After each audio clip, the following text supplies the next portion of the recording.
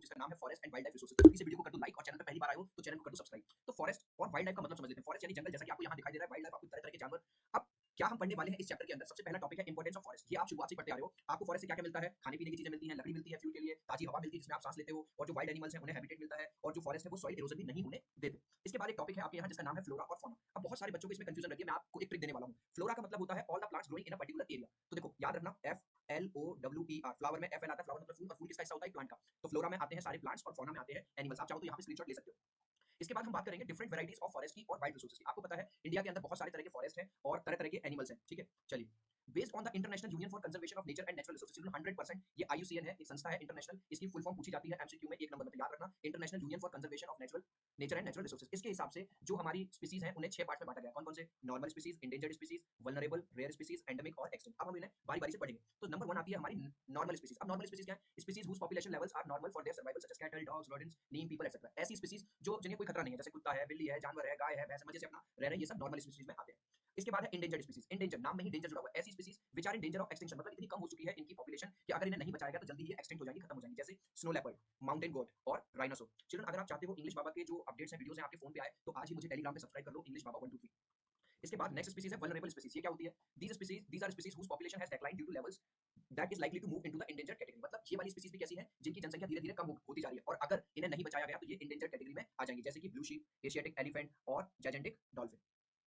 इसके बाद आता है हमारा नेक्स्ट, जो कि है रेयर स्पीसीज। रेयर स्पीसीज नाम ही पता चल जाए, species within a small population में मूव इनटू द इंडेंजर्ड और vulnerable category if the negative factors affecting them continue to operate. ऐसी स्पीसीज जिनकी पॉपुलेशन भी कम है और अगर इनका ध्यान नहीं रखा गया तो ये इंडेंजर्ड स्पीसीज में या वल्नरेबल कैटेगरी में आ जाएंगी, जिसका एग्जांपल है हिमालयन ब्राउन बेयर, ठीक है, वाइल्ड एशियाटिक बफेलो, हॉर्नबिल, ये सब इसके एग्जांपल है। अब बात आ रही होगी बच्चे के दिमाग में, एक बात चल रही होगी, सर आपने रेयर स्पीसीज बताया, वल्नरेबल स्पीसीज बताया, इंडेंजर्ड स्पीसीज, आपने तीनों में कहा कि तीनों को खतरा है, तीनों की जनसंख्या कम हो रही है, तीनों की पॉपुलेशन कम हो रही है, तो सर अंतर क्या है तीनों में? अंतर मेरे भाई ये है, इंडेंजर्ड मतलब सबसे कम, ये तो बिल्कुल ही कम है। वल्नरेबल क्या है? इंडेंजर से थोड़ी सी ज्यादा है, मतलब इनकी कंडीशन इंडेंजर से तो अच्छी चल रही है, और रेयर वालों की वल्नरेबल से अच्छी चल रही है। आप लोग मैथमेटिक्स पढ़ते हो, ये ग्रेटर देन का साइन मैंने यहाँ पे लगा दिया है, तो ये वाली बात आपकी बुक ने नहीं बताई है, इस चीज को ध्यान रखना। क्या ध्यान रखना है? जो इंडेंजर्ड स्पीसीज है उनकी पॉपुलेशन सबसे कम है, उसके बाद उनसे ज्यादा है वल्नरेबल की, और सबसे ज्यादा है रेयर स्पीसीज की, ये इनमें अंतर है। तभी तो वो कह रहा था अगर रेयर स्पीसीज का ध्यान नहीं रखा गया तो वो कन्वर्ट हो जाएंगी वल्नरेबल स्पीसीज में, और अगर वल्नरेबल का ध्यान नहीं रखा गया तो वो इंडेंजर्ड में कन्वर्ट हो जाएंगी, और अगर इंडेंजर्ड का ध्यान नहीं रखा गया तो वो एक्सटिंक्ट यानी कि हमेशा के लिए गायब हो जाएगी। अब बात करेंगे एंडेमिक स्पीसीज की। ऐसी species, these are the species which are found in particular area. एक ऐसी स्पीसीज जो हर जगह नहीं मिलती, केवल एक पर्टिकुलर एरिया में मिलेगी, जैसे अंडमान टील है, ठीक है, केवल कहां मिलेगी? अंडमान आइलैंड में मिलेगी। निकोबार पिजन है, कहां मिलेगा? केवल निकोबार आइलैंड में मिलेगा। अंडमान वाइल्ड पिग है, कहां मिलेगा? केवल उस आइलैंड में मिलेगा। अब आता है एक्सटिंक्ट स्पीसीज, वो स्पीसीज जो ऑलरेडी एक्सटिंक्ट हो गई, अब है ही नहीं संसार में, जैसे कि डायनासोर है, पिंक हेडेड डक है, ये ऑलरेडी गायब हो चुकी है। अब चिल्ड्रन नेक्स्ट टॉपिक है आपके यहाँ forest and wildlife depletion. Depletion का मतलब होता है जब कोई चीज खराब हो रही है, कम हो रही है। तो मैंने इसे आपको दिया है क्वेश्चन की फॉर्म में, अक्सर क्वेश्चन आ जाता है, what are the negative factors that cause fearful depletion of flora and fauna. कौन कौन से नेगेटिव फैक्टर्स ऐसे हैं जिसकी वजह से फ्लोरा का मतलब क्या बताया था मैंने आपको? प्लांट्स, और फौना का मतलब एनिमल्स, जिनकी वजह से वो डिप्लीट हो रहे हैं। ये क्वेश्चन 5 नंबर में हमेशा पूछा जाता है, या इस तरह से पूछा जाएगा, what are the factors responsible for forest and wildlife depletion. अब देखो, फॉरेस्ट का मतलब है फ्लोरा और वाइल्ड लाइफ डिप्लीशन का मतलब है फौना, तो कंफ्यूज मत होना, किसी भी तरह से क्वेश्चन आ जाए आपको आंसर में ये वाले 3 पॉइंट लिखने हैं। नंबर 1, पहला है कौन कौन से वो फैक्टर हैं? Excessive consumption of natural resources for fulfilling human needs, such as woods, barks, leaves, rubber, medicine, dyes, food, fuel. अब हम क्या कर रहे हैं, इंसान क्या कर रहा है, अपनी जरूरतों से ज्यादा फॉरेस्ट लेने की कोशिश कर रहा है, जिसकी वजह से फॉरेस्ट को काट रहा है। किसकी वजह से? लकड़ी के लिए, बार के लिए, पत्तियों के लिए, रबर बनाने के लिए, मेडिसिन के लिए, डाई बनाने के लिए, फूड के लिए, फ्यूल के लिए, जिसकी वजह से लगातार जंगलों को काटा जा रहा है और उसकी वजह से वो डिप्लीट हो रहा है। तो पहला फैक्टर ये है। दूसरा फैक्टर क्या है? The expansion of railways, agriculture, commercial and scientific, forestry and mining activities. अब आप देख रहे हो कि मेट्रो का भी एक्सटेंशन चल रहा है। अभी अगर हम ज्यादा रेल की पटरियां बिछाएंगे, ठीक है, अच्छी बात है, ट्रैवलिंग में आसानी हो जाएगी, लेकिन जगह कहां से आएगी? उसके लिए हम क्या कर रहे हैं? लगातार फॉरेस्ट को काट रहे हैं। हमारे पास जो दूसरी स्पीसीज उगी हुई थी, उनकी जगह हम कौन सी स्पीसीज उगा रहे हैं? वो उगा रहे हैं जिनसे हमें खाना मिलता है, क्योंकि हमारी पॉपुलेशन बढ़ रही है। हम जरूरत से ज्यादा फॉरेस्ट को काट रहे हैं, हम जरूरत से ज्यादा माइनिंग को कर रहे हैं। तो दूसरा हमारा फैक्टर है एक्सपेंशन। तीसरा और लास्ट फैक्टर देखिए, large scale development of projects and mining activities, ठीक है। अब जब लार्ज स्केल डेवलपमेंट होता है, आपने देखा होगा पूरा का पूरा नया शहर बस जाता है एक ऐसी जगह पे जहां पहले भीड़ था, जहां पहले जंगल ही जंगल थे, तो वहां पे पहले बिल्डिंग बनेगी, फिर हॉस्पिटल बनेंगे, फिर मॉल्स बनेंगे, दुकानें बनेंगी, स्कूल्स बनेंगे। इस तरह से हम क्या करते जा रहे हैं, एक तरफ तो डेवलपमेंट कर रहे हैं और दूसरी तरफ जो हमारे नेचुरल रिसोर्सेज है, फॉरेस्ट है, वाइल्ड लाइफ है, उन्हें डिप्लीट कर रहे हैं। तो ये 3 पॉइंट आपको लिखने हैं।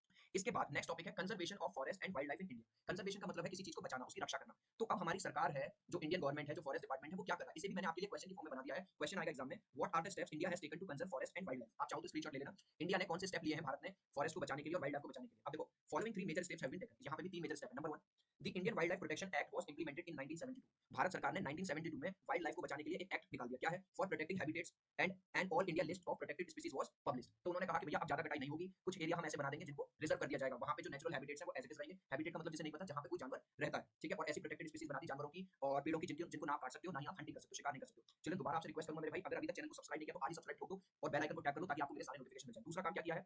The central government also announce several projects for protecting specific animals. जो सेंट्रल गवर्नमेंट है उसने कई सारे प्रोजेक्ट बना दिए भाई, जो जिन एनिमल्स की जनसंख्या लगातार कम होती जा रही थी उन्हें बचाने के लिए। जैसे फॉर एग्जांपल 1980 में और 1986 में सेवरल हंड्रेड बटरफ्लाइज के लिए, मॉथ्स के लिए, बीटल्स के लिए, वन ड्रैगन फ्लाई के लिए, ठीक है, इन सबको प्रोटेक्टेड स्पीसीज में इंडिया ने डाल दिया गवर्नमेंट में कि इनका ना तो कोई शिकार करेगा और इन्हें बचाया जाएगा। एक एग्जांपल है प्रोजेक्ट टाइगर। ठीक है, टाइगर को भी बचाया जाएगा। तीसरा और लास्ट स्टेप क्या है? In 1991 for the first time plants were also added to the list starting with 6 species. तो शुरुआत में तो क्या हुआ कि पहले जानवरों को बचाने की मुहिम चलाई थी भारतीय सरकार ने, फिर उन्होंने कहा कि जो कुछ ऐसे प्लांट्स हैं, ऐसे पेड़ हैं जिनकी पॉपुलेशन लगातार कम हो रही है, कहीं वो एक्सटिंक्ट ना हो जाए, तो उन्हें भी बचाया जाए। 1991 में उसके लिए भी उन्होंने एक रूल बना दिया। अब बात करेंगे नेक्स्ट टॉपिक की, जिसका नाम है types and distribution of forest.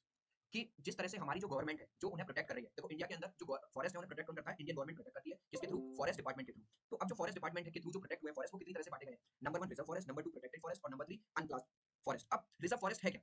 आपके यहाँ केवल बुक में ये दे दिया more than half of the total forest land in India has been declared. पूरी बात नहीं बताई, मैं आपको पूरी बात बताऊंगा। Reserve forest is the forest that enjoy judicial protection based on the legal system. अब बच्चा कहेगा सर जुडिशियल प्रोटेक्शन क्या है? भैया रिजर्व फॉरेस्ट वो फॉरेस्ट है जिसे सरकार ने रिजर्व कर दिया कि इसके अंदर कोई भी आप लकड़ी नहीं काट सकते हो, किसी भी जानवर का शिकार नहीं कर सकते हो, और इसे क्या दे दिया? जुडिशियल प्रोटेक्शन दे दिया, लीगल सिस्टम। अगर किसी ने रूल को नहीं माना तो उसे सजा दी जाएगी, मतलब भारतीय सरकार जो कानून है उसे सजा देगा। More than half of the total forest land in India has been declared reserve forest. जो हमारे आधे से ज्यादा फॉरेस्ट है इंडिया के अंदर उन्हें रिजर्व फॉरेस्ट की कैटेगरी में डाल दिया, जो कि बहुत अच्छी बात है। दूसरा है प्रोटेक्टेड फॉरेस्ट, ऐसे फॉरेस्ट जिनको इंडियन सरकार प्रोटेक्ट कर रही है। Protected forest is an area or mass of land which is a reserve forest. अब बच्चा कहेगा इंग्लिश बाबा क्या भैकी भैकी बात करते हो? आपने पहले वाले फॉरेस्ट में भी कह दिया रिजर्व फॉरेस्ट और आप प्रोटेक्टेड को भी कह रहे हो रिजर्व फॉरेस्ट, फिर क्या अंतर हुआ? हाँ, जो रिजर्व फॉरेस्ट है और जो प्रोटेक्टेड फॉरेस्ट है दोनों को सरकार प्रोटेक्ट करती है। Forest department has declared 1/3 of the total forest area as protected forest. जो फॉरेस्ट डिपार्टमेंट है, आपको याद होगा रिजर्व को लिए तो क्या किया था? आधे से ज्यादा हमने रिजर्व में डाल दिया और 1/3 के करीब हमने किसमें डाल दिया? प्रोटेक्टेड में। अब बच्चा कंफ्यूजन है कि सर मेरे उस सवाल का जवाब दो कि रिजर्व में और प्रोटेक्टेड में फिर अंतर क्या है? अब देखो ये अंतर आपको बुक नहीं बताएगी, मैं यहाँ पे बता रहा हूँ।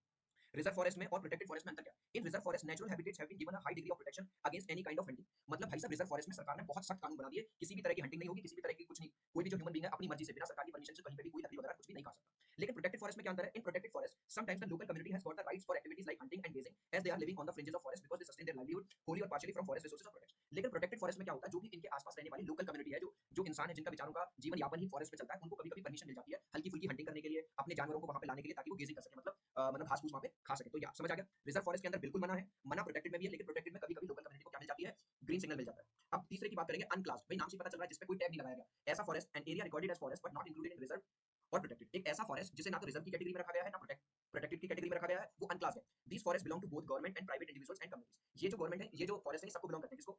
गवर्नमेंट को भी, ठीक है, और इंडिविजुअल्स को भी और कम्युनिटीज को भी। अब देख लेते हैं परसेंटेज वाइज कितना है। जो हमारे रिजर्व रिजर्व फॉरेस्ट है वो है 50%, जो हमारे प्रोटेक्टेड फॉरेस्ट है वो है 33% और अनक्लास्ड है इंडिया के अंदर 70%। अब बात आती है कि हमने सारी चीजें पढ़ ली। कम्युनिटी एंड कंजर्वेशन हमने ये तो पढ़ लिया, हमारी सरकार क्या कर रही है बचाने के लिए फॉरेस्ट और वाइल्ड लाइफ को। अब हम पढ़ेंगे जो हमारा आम आदमी है, जो हमारी कम्युनिटी है, वो क्या कर रही है या उन्होंने क्या किया है। Role of common people in conservation. Exam में क्वेश्चन आता है write a role of common people, या हिस्ट्री में लोगों ने क्या किया है। तो देखो in Sariska tiger reserve Rajasthan villagers have fought against mining by citing the wildlife protection act. Rajasthan में एक जगह है सरिस्का टाइगर रिजर्व, वहां पे जरूरत से ज्यादा माइनिंग चल रही थी, तो गांव वाले लोग आए और उन्होंने ये कहा भाई साहब यहाँ पे वाइल्ड लाइफ प्रोटेक्शन एक्ट लगा हुआ है, आप यहाँ पे माइनिंग नहीं कर सकते हो। खूब लड़ाई हुई, जो कि उन्होंने एक अच्छा काम किया। तो पहला देखा हमने इस तरह से कम्युनिटी हेल्प कर रही है। दूसरा, the inhabitants of village in the Alwar district of Rajasthan have declared 1200 hectares of forest as Bhairavdev दाकव sanctuary। अब राजस्थान में एक जगह है अलवर, वहां के लोगों ने 1200 हेक्टेयर, जो कि बहुत बड़ा एरिया होता है, अपने हिसाब से अपने उसे क्या इसमें कन्वर्ट कर दिया, भैरवदेव दाकव नाम रख दिया उसका सेंचुरी का। और उसमें क्या रूल बना दिए कि इसमें कोई भी हंटिंग नहीं कर सकता, कोई भी लकड़ी नहीं काट सकता, जिससे वाइल्ड लाइफ बची रहे। तो देखो कितना अच्छा प्रयास उन्होंने किया है। तीसरा, ये आपने जरूर सुना होगा, the famous Chipko movement, Chipko आंदोलन चलाया गया था in the Himalayas was one of the successful attempt to resist deforestation in several areas. अब हिमालय में एक बार बहुत बड़े लेवल पे जब लकड़ियां काटी जा रही थी, तो लोगों ने क्या किया, इस तरह से जैसे आपको दिखा रहे हैं, इसके चारों तरफ आके खड़े हो गए और उन्होंने ये कहा कि अगर पेड़ को काटोगे उससे पहले हमें काटो। तो ये जो मूवमेंट है बहुत ज्यादा फेमस हुआ और फाइनली इन लोगों ने पेड़ों को कटने से बचा लिया। तो चिल्ड्रन मैं आप सबसे रिक्वेस्ट करूंगा, हम अपनी लाइफ में यार पेड़ जरूर लगाएं जब भी हमारा कोई भी अच्छा ओकेजन हो। एक और देखो, और हमारी कम्युनिटी ने क्या किया, farmers and citizens groups like Beej Bachao Andolan in Tehri and Navdanya have shown that adequate levels of diversified crop production without the use of synthetic chemicals. आपको पता है जब इंडिया के अंदर ग्रीन रिवॉल्यूशन वाला कांसेप्ट आया था जिससे ज्यादा फसल होती थी, लेकिन आपको पता होगा कि उसमें केमिकल्स डलते हैं, उसमें फर्टिलाइजर ज्यादा डलते हैं, जिसकी वजह से क्रॉप तो ज्यादा हो जाती है लेकिन वो क्रॉप खाने के लिए बॉडी के लिए अच्छी नहीं है। तो बीज बचाओ आंदोलन में क्या किया, कुछ फार्मर्स ने मिलकर ये कहा कि भैया हम तो केवल ऑर्गेनिक खेती करेंगे, हम कोई भी बाहर वाला सीड यूज नहीं करेंगे, पूरी तरह से ऑर्गेनिक करेंगे, जिससे हमारी जो मिट्टी है, धरती माँ है, वो भी बची रहे और हमारी वाइल्ड लाइफ जो है वो भी बची रहे। तो हमने कुछ कॉन्सेप्ट देखे जहां लोगों ने बिना सरकार की मदद से ही अपने हिसाब से काम किया। चिल्ड्रन यहाँ पे ये चैप्टर हो जाता है खत्म। It's time for one question जिसका आप मुझे आंसर दोगे कमेंट सेक्शन में। Species which are no longer found, ऐसी स्पीशीज जो अब नहीं मिलती उन्हें क्या कहते हैं? ए, बी, सी या डी? इसका आंसर कमेंट सेक्शन में देंगे। चिल्ड्रन आई होप मेरे ये जो प्रयास थे आपको अच्छे लगे होंगे। अगर